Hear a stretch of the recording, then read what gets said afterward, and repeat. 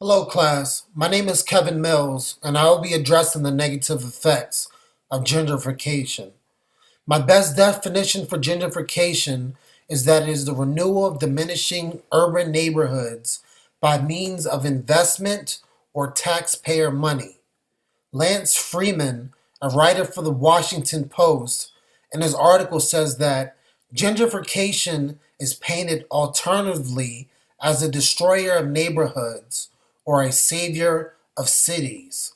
I agree with Freeman that gentrification does destroy neighborhoods and saves the city at the expense of homeowners, residents, and small businesses.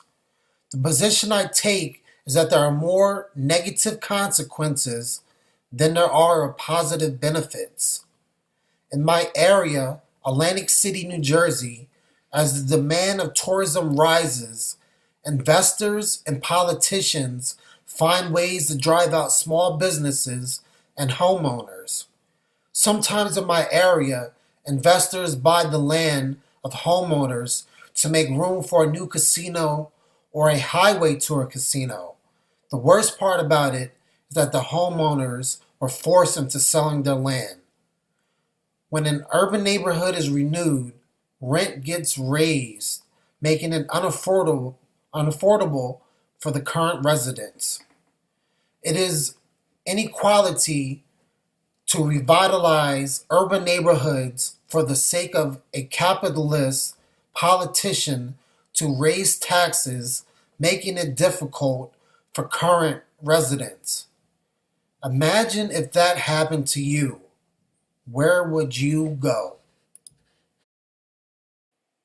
As we see in this visual, there is an old neighborhood which faced gentrification.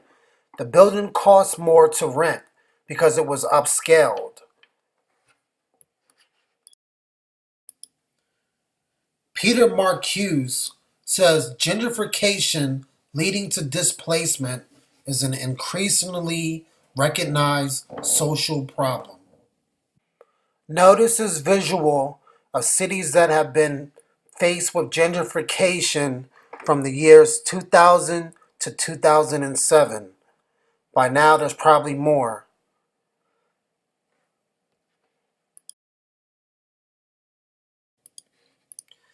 Amy Bayonne says alongside its perceived benefits, urban revitalization, increased property values and tax revenue, historic preservation, and the attraction of service economy gentrification also produces very harmful effects.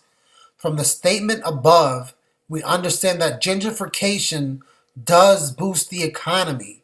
However, most poor people will be displaced because their income is too low to pay for the newly renovated properties in the neighborhood. Gentrification causes social segregation. Many of those people that are displaced stick together, whether it's living homeless or living in public housing funded by the government. Local governments seek the prosperity of their town's economy at the expense of their own poor residents. Amy Bayonne asks, what will the information age hold for the housing market and for the factors associated with residential location choices? The answer to that is the information age will encourage growth and the development of housing that is only affordable to the upper class. Residents will be forced to leave their homes and will have to relocate to a cheaper development or they will be homeless. Karen Chappell says householders with multiple jobs or employed women with children looking for a central location end up becoming displacers themselves, either because they're priced out of their previous urban neighborhood or because work life complications make conventional suburban life impossible. Gentrification causes displacement because residents cannot afford rent nor taxes. In conclusion, I would like to say that this topic affects us all, especially being students of all ethnicities living in America. I chose this topic because one of my role models is my Uncle Keith.